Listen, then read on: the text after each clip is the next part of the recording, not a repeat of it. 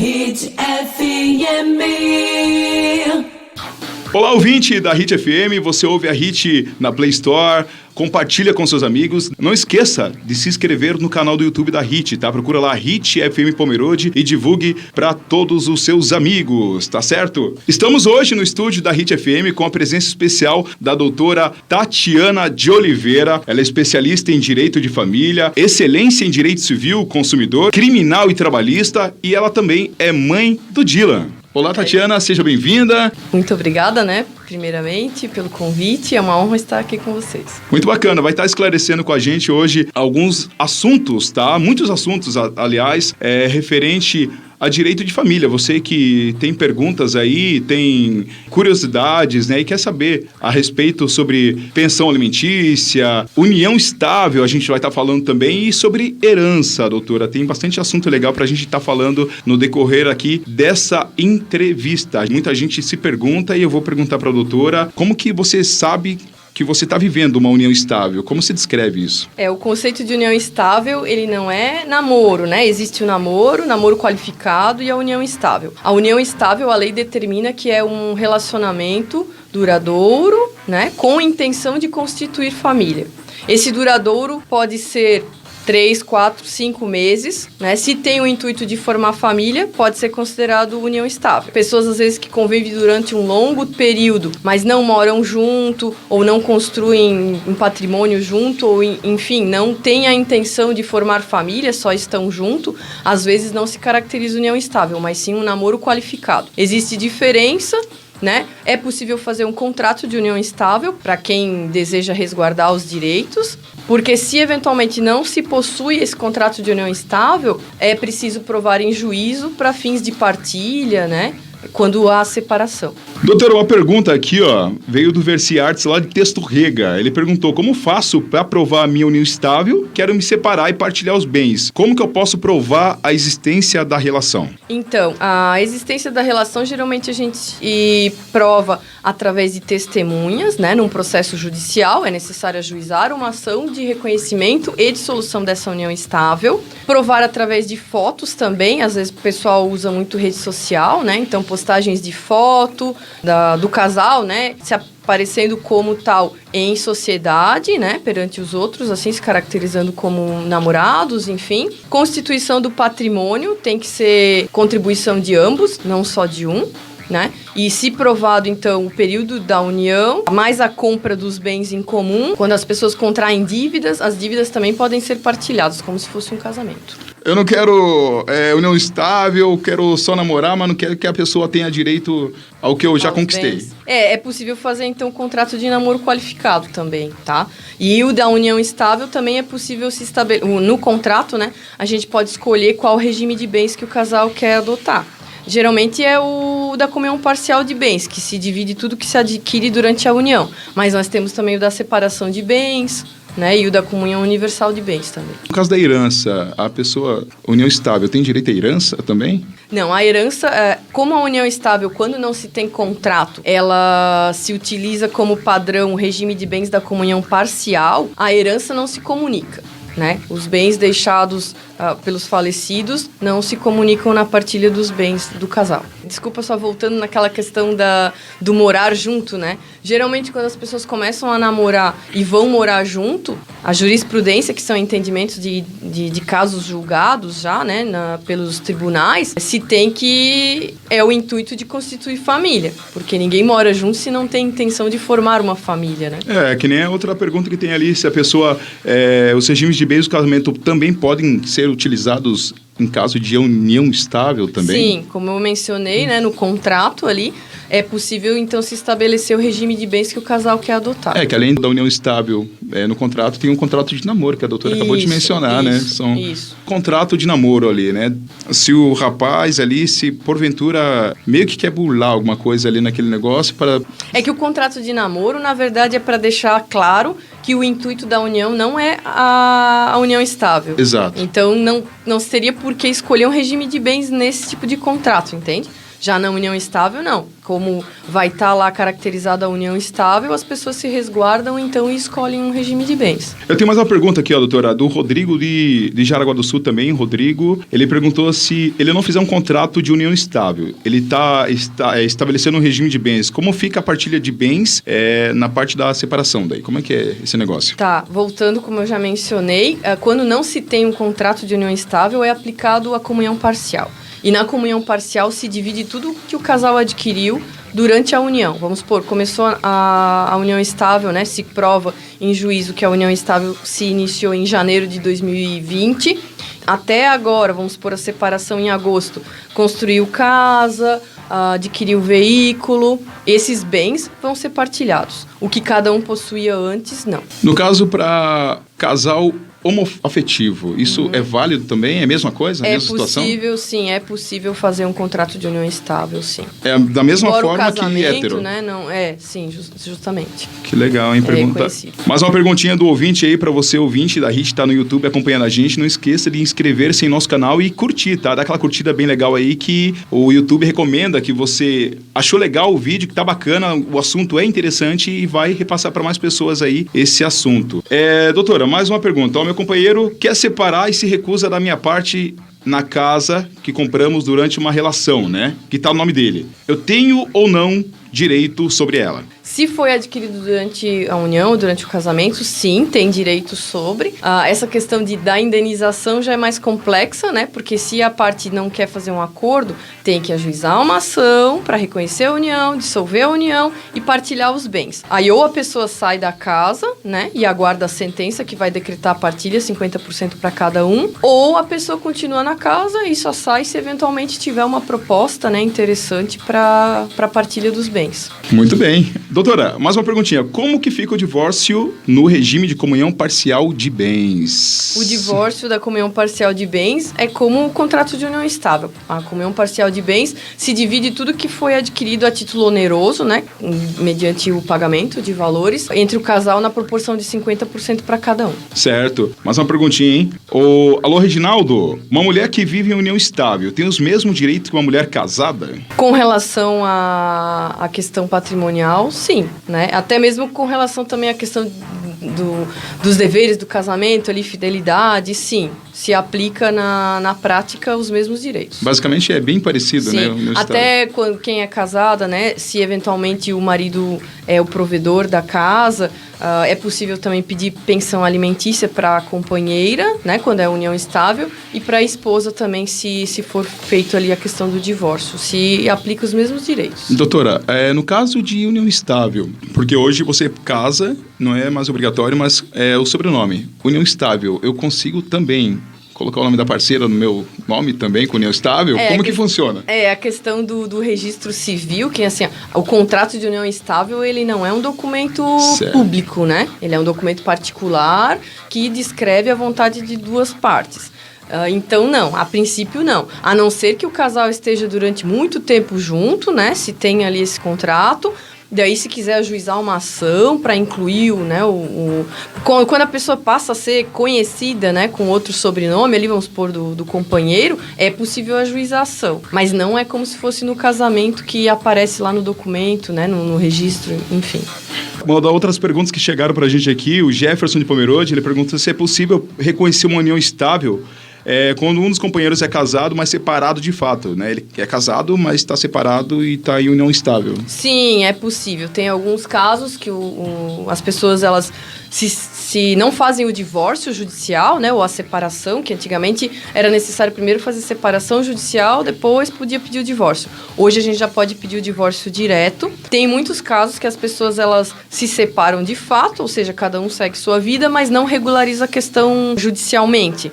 Então, se essa pessoa que está separada de fato constitui uma união estável com outra pessoa, é possível reconhecer e, inclusive, partilhar patrimônio, desde que não se confunda, né? Porque no processo, daí, eventualmente, vai ter que se verificar o que já fazia parte do patrimônio, né? Da pessoa que quando ela era casada e o que não faz.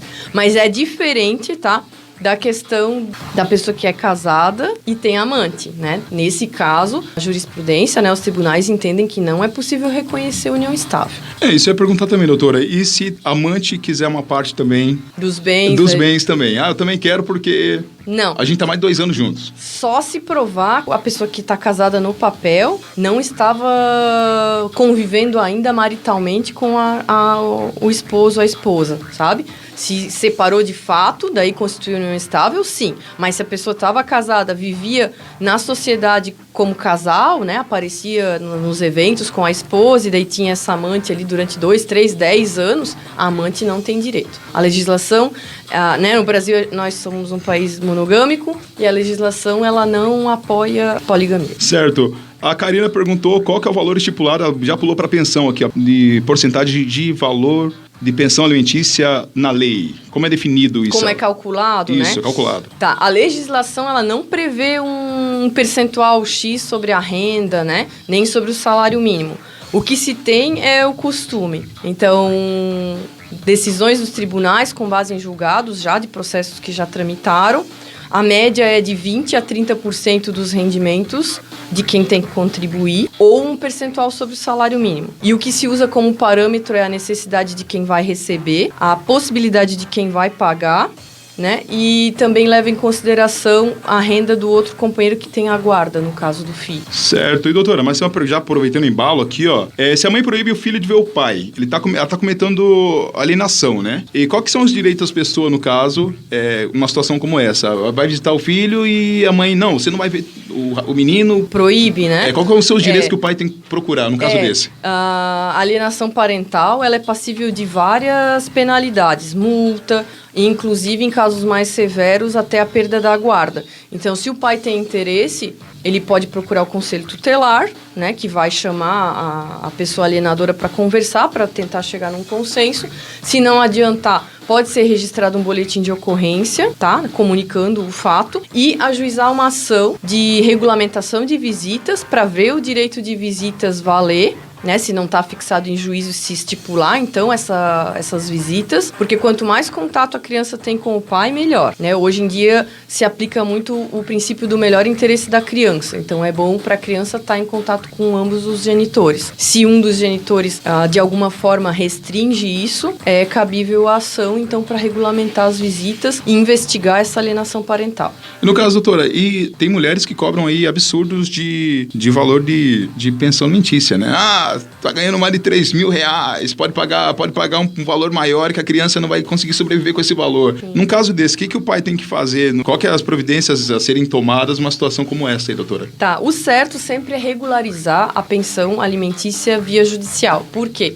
Se um não pagou, é possível cobrar, certo? Até entrando nessa questão da alienação parental, eu acho interessante mencionar que muitas pessoas acham que se o alimentante ele não paga a pensão, ele não pode ter o direito da visita. E não é assim. O direito da pensão é direito de visitas não é nem do pai e da mãe, é sim da criança. Então, mesmo não pagando a pensão, o pai ou a mãe que não tem a guarda tem direito de visitas. Voltando ali que mencionasse, né, do valor da pensão. É importante regularizar, porque se a pessoa daí que tem que pagar não paga, é possível cobrar judicialmente, inclusive cabe prisão, né? Se tá fixado X valor, né, a mãe acha que tem que receber mais, ela tem que entrar com uma ação revisional de alimentos para majorar essa pensão alimentícia.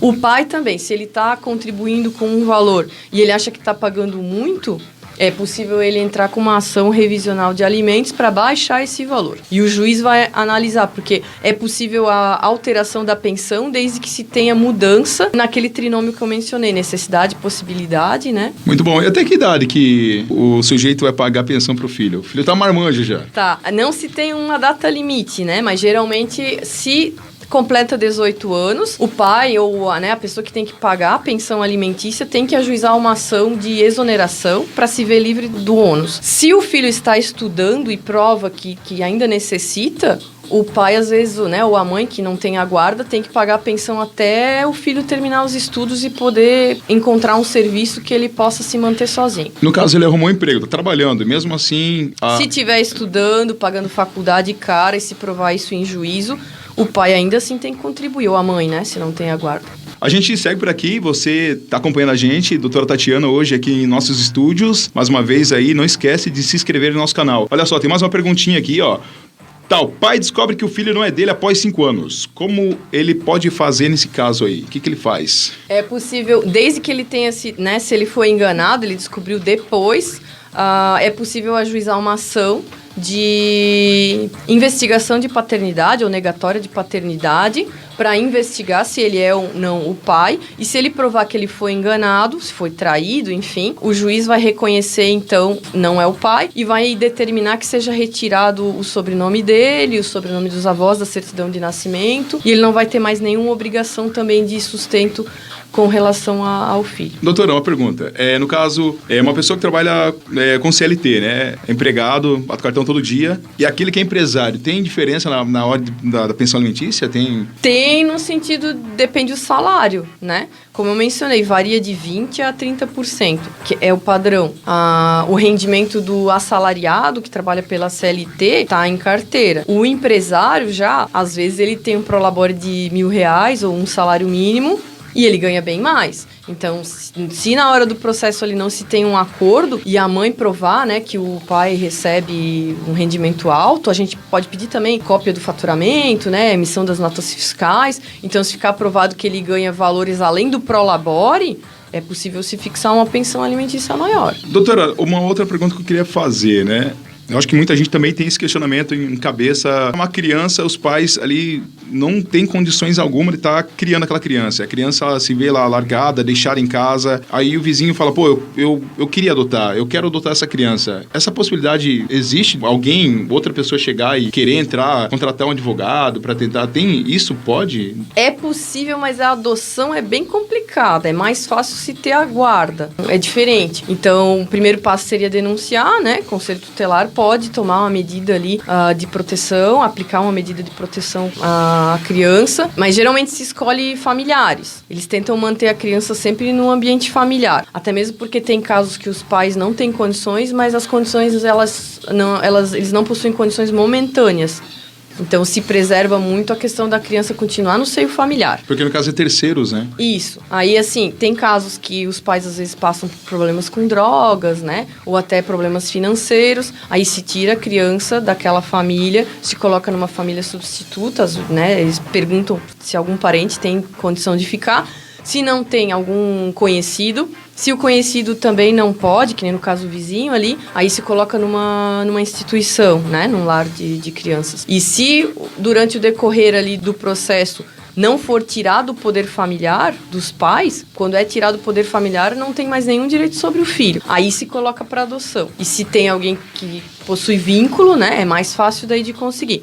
Mas se não tem, ou se os pais voltam a ter condições de manter a criança sob seus cuidados, ela pode voltar, então, a conviver com os pais.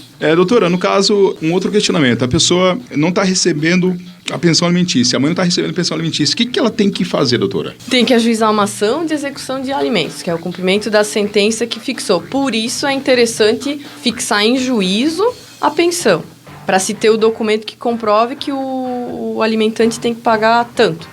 Aí entra com a ação. A prisão, ela não é automática, né? Eu vou aproveitar o gancho ali, porque muitas pessoas têm dúvida e elas acham que a prisão, ela é automática. Ajuizou a ação, já sai mandado de prisão. Não, não é. Se entra com a ação, se pede ali pro juiz para intimar, o Código de Processo Civil estabelece isso. O devedor, ele é intimado para em 3 dias pagar, justificar a impossibilidade do pagamento ou provar que já pagou. Aí depois, só dependendo da justificativa, que daí eventualmente se expede o mandado de prisão. Pode ser cobrado também pensão atrasada? Também tem esse negócio? De mais meses, tu diz, ou, né? Sim, mas daí eventualmente não caberia a prisão. A prisão é as 3 últimas prestações que se venceram, que nem nós estamos em agosto, daí julho, junho e maio. E as que se vencerem no decorrer do processo. Essas caberia prisão. Mas se tem aí uma mãe que às vezes esperou 1 ano, né, para entrar com a ação, aí além dessa ação do procedimento da prisão, é possível ajuizar um outro cumprimento de sentença das parcelas mais pretéritas, e daí só caberia inclusão no SPC Serasa e penhora de bens. Mãe gestante também entra nesse negócio de cobrar pensão alimentícia? Sim. Já de cara, estando grávida, já cobra. Já é possível. Se tem que fazer, o nome daí não é pensão alimentícia, a gente chama de alimentos gravídicos. Se uma mulher está grávida, né? Tá com um companheiro e separa, e a pessoa às vezes não quer contribuir com nada, ela pode se valer do judiciário sim para ajuizar uma ação de alimentos gravídicos com pedido liminar. Quando o juiz pegar o processo, ela vai ter que provar, então, que ela vivia em união ali, que tinha um relacionamento, fotos de Facebook, testemunhas, a gente consegue comprovar. E o juiz vai fixar uma pensão provisória para suprir o direito do bebê. Daí, na mesma ação, a gente já pede para quando a criança nascesse fazer o exame de DNA, se o pai não assumir, né, que é o pai mesmo. E feito o exame de DNA comprovando a paternidade, esses alimentos gravídicos, eles vão ser convertidos em pensão alimentícia daí pro filho. No caso, o pai fala, não, esse filho não é meu e some. Tem a questão do reconhecimento de paternidade e tudo mais. Sumiu. Então, vai ter que ajuizar a ação, o problema é que vai ter ali a questão da citação, a intimação do processo, né? Mas hoje em dia, após a pandemia, ali se instituiu a citação e intimação através do WhatsApp. Então, é possível, né, se ele tiver um telefone, ele responder as mensagens do oficial de justiça, confirmando que ele é o fulano e tal, a gente consegue intimar pelo WhatsApp. Ter que comparecer em juízo sob pena de multa, inclusive hoje, e se ele não se manifestar no processo, é considerado como se ele fosse o pai e vai ser reconhecida a paternidade. No caso daí, ele não tem condições de estar pagando pensão, né? Tá desempregado lá, é obrigatório, né? Mesmo não tem... desempregado... tô desempregado, não achei nada. Não tem escapatória. É o que a maioria acaba fazendo, trabalhando sem registro para dizer que não tem condições, mas enfim, a pensão alimentícia é um direito da criança, a criança ela não consegue suprir, né, as necessidades básicas dela, então o pai vai ter que dar um jeito. E tem a questão dos avós também, né? Sim. Entra os avós. Se eventualmente, né, o pai não contribui, mas desde que já tenha sido fixado em juízo, né, a pensão, o pai não consegue suprir, o pai ou a mãe, né? A gente fala muito do pai, mas tem casos que o pai tem a guarda, então quem tem que pagar a pensão é a mãe. Isso é uma outra questão. É que agora eu lembrei que as pessoas às vezes acham que não. Mas sim, se o pai tem a guarda legal dos filhos, a mãe também tem que pagar a pensão. É direitos iguais. Isso eu ia perguntar agora sobre a mãe. Sim. A mãe, no caso, geralmente é taxado somente o pai, né? O pai tem que pagar. Mas e quando é o contrário? Também. Eu tenho alguns clientes homens, né, que me procuraram. A gente conseguiu a guarda, inclusive de alguns que eram bebês, quando a mãe, né, abandona os filhos. E ela tem que pagar a pensão, sim. Tá? Não tem escapatória. Mas não tem alguma mudança? Não, porque geralmente é a mãe, né? O semblante, Sim, a referência, a né? referência é a mãe, mas assim, o pai tá sempre ali que é o que acaba perdendo a guarda, sempre tem o pai, né? Tem essa parte. Mas a questão da mãe, que a doutora acabou de mencionar ali, de a mãe pagar a pensão, mãe perder a guarda, porque geralmente... É algo muito impactante assim, até pra mãe, né? Porque... Isso, mas a questão da mãe não ter a guarda é mais os casos que ela abandona, né, a criança. Dificilmente o pai consegue a guarda se a mãe ela tem aquele instinto protetor. Né? Mas infelizmente tem mães que não têm instinto protetor, largam os filhos ou não cuidam nem da higiene, sabe? E provando-se isso em juízo, a gente consegue a guarda para o pai. E como o pai tem a guarda, o filho não é só dele, a mãe tem a obrigação legal também de pagar a pensão, sim. Em caso de violência doméstica, né, doutora? Geralmente a mãe acaba agredindo a criança e tudo, causando traumas até na criança. Aí o pai entra com pedido ali, né? Geralmente... Também é possível, sim. Se ficar caracterizado maus tratos, né, por conta da genitora, sim, também é possível. Daí a guarda passa para quem tem melhores condições sempre de cuidar do filho. Não condições financeiras, tá? Isso é um ponto interessante também, porque tem muito pai que às vezes acha, eu vou pedir a guarda porque eu tenho melhores condições financeiras. Não necessariamente. Se ele tem melhores condições financeiras, vai pagar pensão maior, entende? Entendi. Doutora, outra pergunta. É referente à parte salarial, né? A mãe quer um reajuste porque o pai teve aumento. Tem esse negócio também? O pai teve aumento, tá ganhando bem mais. Ela quer mais de pensão. Tem Sim, isso também? Tem. Que nem eu mencionei antes, a questão da revisional. Vamos supor, o pai hoje trabalha e ganha 2 salários mínimos, né? Mas aí, ele estava estudando, passou num concurso, daí a renda dele passou para 10 mil. Como houve mudança na situação econômico-financeira dos 3 ali, né, do pai, no caso, para mais, provando sim que ele teve esse aumento, é possível aumentar a pensão. Mas se em contrapartida, ele está ganhando R$2.000, fica desempregado e passa a ganhar um salário mínimo, aí é possível entrar com ação para baixar a pensão dele. Doutora, mas no caso se assim, ó, ele tá vivendo um relacionamento e a menina ali, a mulher já tem um filho. Ele saiu do lar, a mulher, ela tá cobrando pensão. Isso também pode isso? Como é que funciona? Pensão para ela? Pra criança, porque Tá. a situação é a seguinte, conviveu com a criança tinha ali 2 aninhos. Não né? é dele? Não é a filha, filha? não é filha não dele. é filha dele. E hoje tá. a menina tá com 12 anos. Sim, entendi. Daí ele saiu de casa, e eu não vou pagar pensão, porque não é minha filha. Se não é filha legítima ali, registrada dele, ele não tem obrigação nenhuma, tá? A obrigação é dos genitores que constam ali a não ser que ele tenha adotado a filha da companheira, que é possível também. Tem casos que, o pai da criança não tá nem aí, some, ele tá convivendo ali com a mulher e quer adotar. É possível. Mas daí, quando separa, também não pode dizer, não quero mais, entende? Aí continua a responsabilidade. Mas se ele não chegou a adotar legalmente, não tem obrigação nenhuma de sustento. E quando é situação de filho adotivo, doutora? Adotou a criança, mas o casal separou, é a mesma coisa para a pensão alimentícia? É a mesma coisa, sim, porque a obrigação de sustento é de ambos os genitores da adoção, sim. Certo. Aí sim. Porque tinha também esse questionamento que fizeram sobre a questão de adoção. Adotou a criança, aí o pai saiu de casa, a mãe teve que se virar com a criança, mas o pai fala, é adotado, né, minha filha é legítima. Não, mas tem obrigação, sim. Assumiu o compromisso, né, como adotante, então faz o papel de pai mesmo e tem que pagar a pensão, sim. Não tem pra onde correr. Não. Pessoal, então, mais uma vez, você se inscreve no nosso canal, YouTube ali, Rádio Hit FM SC. E não esquece de estar colocando o seu like ali para cada vez mais a gente tá colocando conteúdos para você aqui em nosso canal do YouTube. Tem a pergunta agora do Juliano do Centro. Ele perguntou, agora mudando a página da doutora, sobre herança. O Juliano perguntou referente à herança, doutora. Ele falou quem, no caso, pode estar lidando com a herança. Quem é o imediato da herança? Quem seria o herdeiro? Herdeiro, isso, doutora. Tá mal explicado aqui. Tá, assim, a questão da herança são os filhos, né?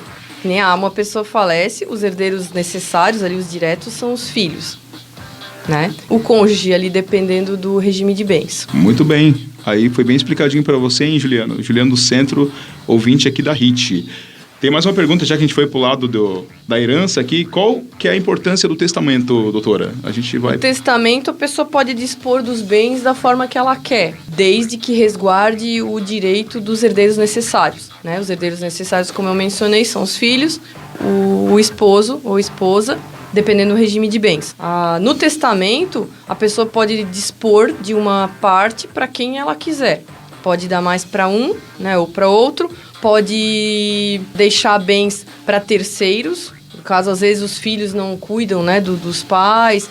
Então, os pais querem deixar uma outra parte para alguém que lhe dê assistência até o falecimento. Também é possível. Isso eu ia perguntar agora. Você não tem alguém na linha sucessória para herança, né? Quem seria o... Se não tem filhos e não tem esposo, seriam os irmãos, ou os pais, né? Se não tem pais vivos, aí os irmãos. Certo. Doutora, outra pergunta. Tem também como passar a herança para alguma instituição, no caso? Vou passar para a instituição a herança. Se não tem herdeiros necessários, sim, é possível doar. Tem até recentemente, circulou no Instagram aquela pessoa que fez um testamento deixando os bens para o Neymar. Não sei se chegasse a acompanhar. Caramba! Ele disse que ele se identificava muito com o Neymar e acabou deixando... Não tem parentes ali, né? Que vão receber e deixou os bens dele. O Neymar precisa muito, né? Tá. Doutora, posso questionar a divisão de herança também na justiça? Pode, mas é que o que se costuma fazer muito aqui é antecipação de herança, né? Então, os pais antecipam a herança e tal. A questão do testamento também, ele tem que ser feito dentro do que a lei determina. Se tiver alguma irregularidade, é possível questionar, sim, na justiça. Filho fora do casamento, bastardo, tem direito à herança, doutora? Tem, desde que esteja registrado, né? O filho que ele é tido fora do casamento, ele precisa ajuizar uma ação de investigação de paternidade para ver reconhecido esse direito, né, de ter o nome do pai na certidão de nascimento e o sobrenome do pai também, no caso, se ele fizer questão de usar, e o nome dos avós, né, paternos. Fazendo todo esse procedimento, quando o pai falecer, ele vai ter direito igual sobre a herança como qualquer outro filho legítimo. Doutora, mais uma perguntinha. Aqui, olha só. É possível excluir um filho de um testamento também? Do testamento, sim, porque assim, a gente não coloca no testamento o que é dos herdeiros necessários, mas o filho ele só pode ser retirado do direito de receber herança se ele comete algum ato contra a vida do genitor. A lei determina alguns casos ali em que é possível, sim, mas tem que ser coisas graves, sabe?